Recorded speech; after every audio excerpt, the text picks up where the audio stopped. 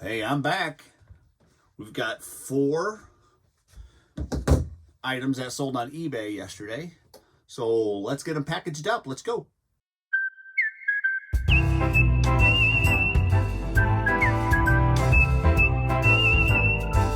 All right, first off, $7.44.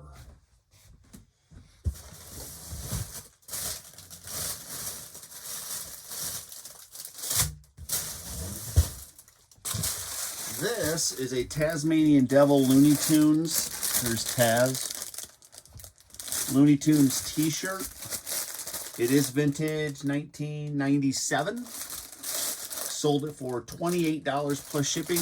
Some people refer to these as, you see the tag right there still hanging, so it's never been worn, never been washed, as dead stock. If you ever hear dead stock, typically it means something that's no longer on the shelves, that you can't buy on the shelves brand new with tags, but still has the tags on it. So you'll hear a lot of people refer to it as dead stock.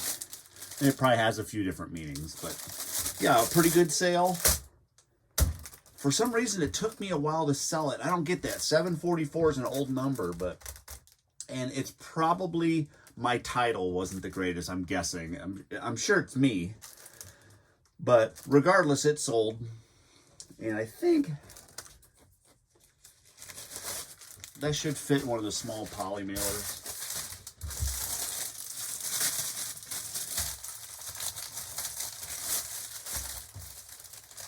It's a really cool t-shirt. It's like that Tasmanian Devil in a baseball uniform holding a baseball bat. It's kind of cool. 6.8. So we did make the 8-ounce mark. 744. Don't go out on me. All right. Next, $25.93 pair of shoes. 25s. 93. A pair of Merrill. These are those leather slip-on. Some people, I think, call them mules. Jungle mock, brown leather slip-on, mule work. Some of the keywords that I use. But they are a size 10.5.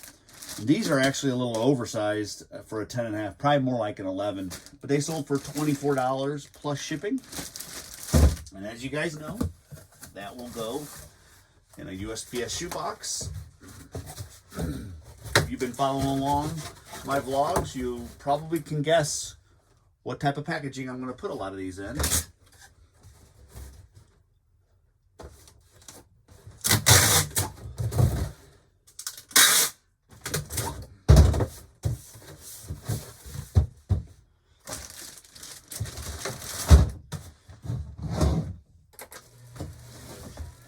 Throw a couple pillows in there real quick.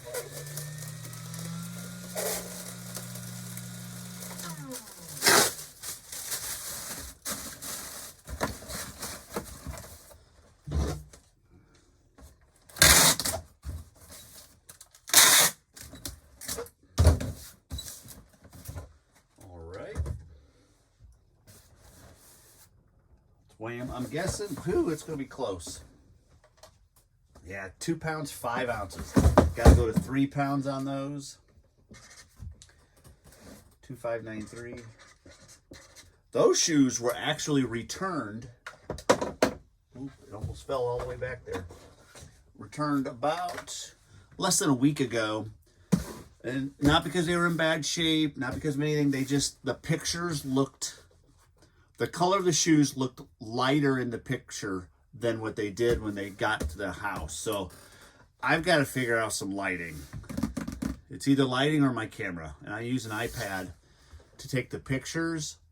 But a lot of them, you'll notice in a lot of my jeans, if you go into my store at SEVIER THRIFTERS on eBay, a lot of my jeans, like the blue jeans, look lighter than what they actually are in person. So I've got to figure out what's causing the issue. I'm going to guess it's my lighting. I'm not sure. I guess it could be I've tried it with my phone and the same thing happens.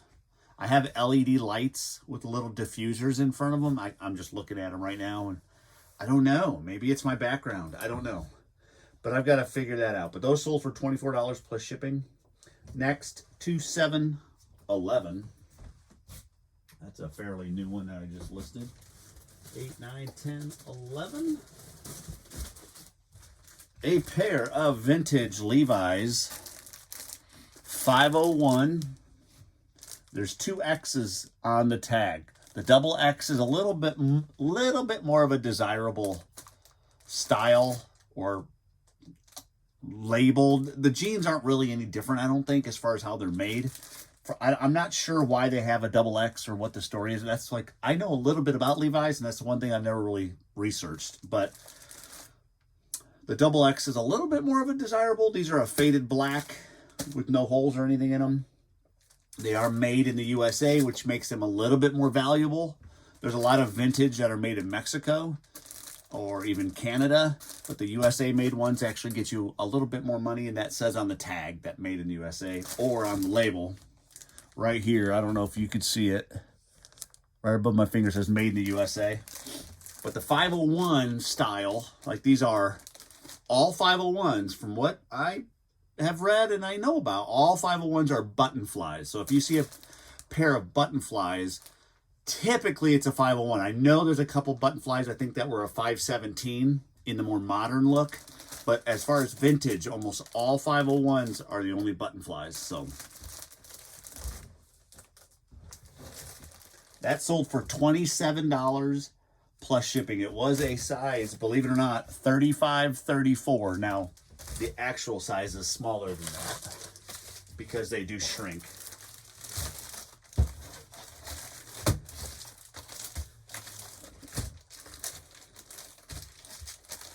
These are like, I'm right in between sizes, or the way I folded it, I'm right in between making it fit in here really nice and having to crunch it up slightly.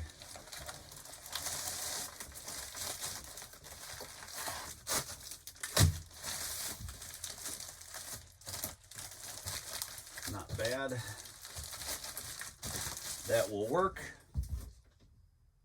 That is 2711.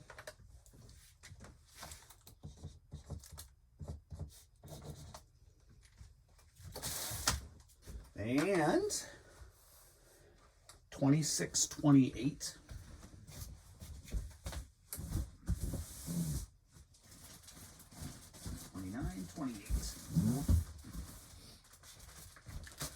This is a 1995 Sturgis single stitch t-shirt. It's got a cool graphic on it, but it's pretty beat up. The collar's got a lot of wear, pretty stretched out. There's pinholes all over it. It's in pretty ratty shape, but nonetheless, it's a CMJ brand. It's not a Harley tee. It's just a vintage Sturgis from 95. So I took an offer of $8 plus shipping, which I'm glad for it to go, because sometimes condition, I mean, obviously condition is everything, but it's hard to sell worn out clothing unless it's like a perfect distressing for a pair of jeans. But so I took this. I think I was only asking $14 to start with. So I'm okay with taking the $8 because I paid $5 a shirt for all these shirts. And as you can see, a lot of them I've made my money on. So let somebody have a good deal. 8.3. Do you believe that? So I got to go to 12 ounces. So I'm okay with selling them like that. And condition.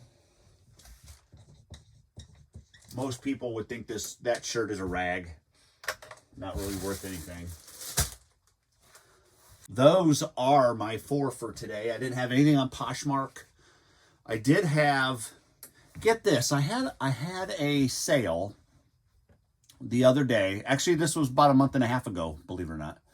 It was a pair of Levi's jeans. I shipped them out. The person, right before they bought them, messaged me and said, hey, what are the actual measurements? And so I said, well, in the description of my listing in the bottom, I take actual measurements, the width across the waistband, the inseam from the crotch down to the pant leg cuff. I take the leg opening down towards like about where your ankles would be. I measure that, and then the rise. So from the top of the pants to like where the seam is in the crotch area, I call that the rise. So I take those 4 measurements, typed them in, They asked for them. I said, they're in the description below. They said, okay.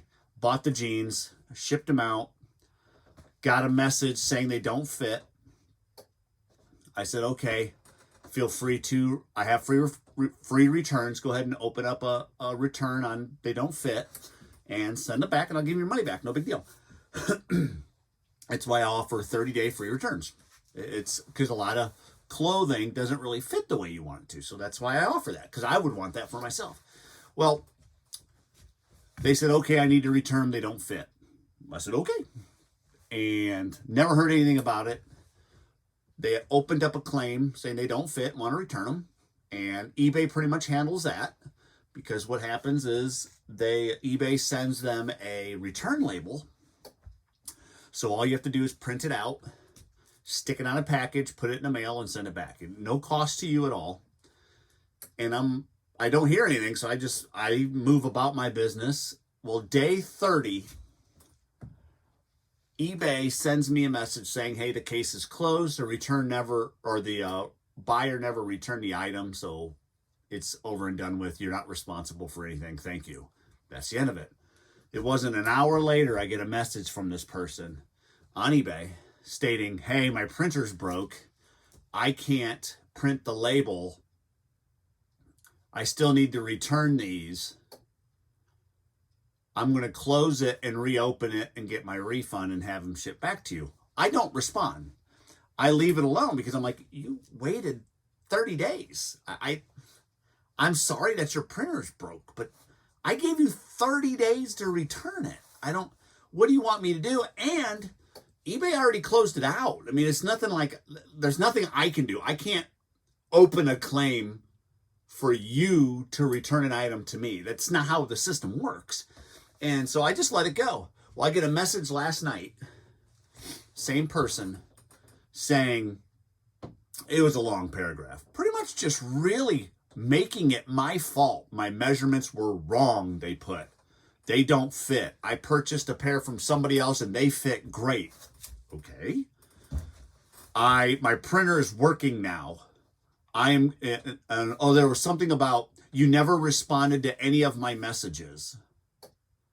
How am I supposed to return this if you don't respond? And I'm like, my responding has nothing to do with the return process. I am going to file an appeal. I want my refund. And I was like, this person is making it my fault when that person waited till the very last day to try to return it. I offer free returns, 30-day free returns. I will pay the shipping and everything. I just want my item back. I'll give you your refund. No big deal. Hold on. And I'm thinking, why did you wait till the last moment? And then you make it my problem that the refund or the return claim was closed. I don't close that. eBay does. And that's what I want people to understand. If you're a buyer and you wait till the very last moment and it gets closed, it's not the seller that's closing that. It's eBay's. It's the computer system. It's the way it's set up. If I had a 60-day return, after the 60th day, it's automatically closed. I don't have a part in that. All I say is I want a 30-day return policy. Done. They control the rest, or eBay controls the rest. And so it's like, I don't understand why people make it my fault because I didn't respond. I don't have to respond. eBay closes it. I don't close it. I don't go in there and click a button and say, ha, 30 days, you missed it. eBay deals with all of that. We do nothing. All we do is set the policy. eBay enforces it. So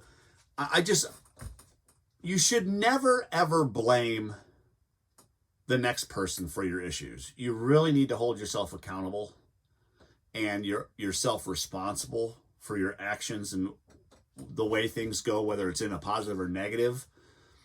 And I think it's just, there's so many people out there that are just willing to blame the next guy. And I'm telling you guys know this. It's just like, it's not my fault. I gave you 30 days to return those jeans. And a lot of you may be asking, well, how much are these things worth? I took an offer of $12 on these jeans, plus shipping. This person probably has about $20 wrapped up in it. To some people, that's a lot of money. So it's not about the money. I'm just conveying that I don't want you guys to think it was a $200 pair of jeans. But why wait till the very last moment? And if your printer is broken, that's not my fault. I didn't break it. There's options. Go to the post office, go to Staples, go to UPS, go to these places that can print something out for you. All it takes is an email. I guarantee you have a smartphone, right? That's how you're sending me this message. There's options. It's not my fault. Hold yourself accountable. Be responsible for your own actions. If you've got to eat 20 bucks, you've got to eat 20 bucks. Believe me, you guys know, we've all done it. We have eaten way more than 20 bucks in the past, and it isn't the end of the world, right? In that moment, it may seem like it, but as all said and done, it's not the end of the world. We have definitely spent more than 20 bucks in more wasteful manners. So I'm bothered because like, it's not my fault. I didn't do anything. It's like, why would you do that? Why would you make it my fault when I didn't do anything? I don't have any control over that. But anywho, I digress. Needed to get that off my chest. I don't know. Tell me what you guys think. I don't know. I mean, is it my fault that I offer free returns? I pay for the shipping. I give you 100% of your money back, 100%, the original shipping cost, everything. You don't lose a thing. But yet it's still my fault that I gave you 30 days, an entire month to return those, and you didn't do it. If you would have told me a week into it, hey, we have a family emergency, I'm not going to be able to return these just let me know. But guess what? On that 30th day, it's still going to close because I don't have any control over that. That's an eBay thing. It's not me. And I think people need to stop holding the sellers so accountable for everything. It's like, take some responsibility upon yourself. We set policies into place, but we don't enforce them. eBay enforces them. So if there's a return or a refund or the way feedback works, that's an eBay thing. We don't set that. We don't do any of that. We have very little to do with the fine details within eBay. Well, I mean, we can't even defend ourselves half the time when we get negative feedback. eBay always plays in favor of the buyer. And the sellers have a really hard time going to bat because they're constantly in that batter's box by themselves. They never have anybody, like eBay does not have their backs for the most part. They just don't. It's difficult to be a reseller. I'm not whining and complaining. I'm just saying more people need to hold themselves more accountable, more responsible for the things that they do, and the world would be a better place. But as you can see, those are my 4. Not a big deal. I want you to know statistically, the last 8 months, 7 or 8 months, I forgot. I keep track of my daily sales. The date 6th through the 9th of every single month is my slowest month. So there's always one day between the 6th and the 9th that is my lowest number of the entire month. So I don't know what it is about that. I guess you'd call it the second week of every month. It's just not very good for me. Very strange. Statistically, it's proven. It's nothing that I've done. I list the same stuff, the same amount of things. I do the same coupons and discounts, and my activity on eBay is the same. It's just my sales are lower. So maybe just there's not as many people buying the second week of each month. I don't know. But statistically, I have the info. It is my slowest week, and it's always my worst day within the 6th and the 9th. So not a big deal. I'll make it through. Tomorrow's going to be a better day, right? All right, thanks for watching, guys. We'll see you on the next one. Bye!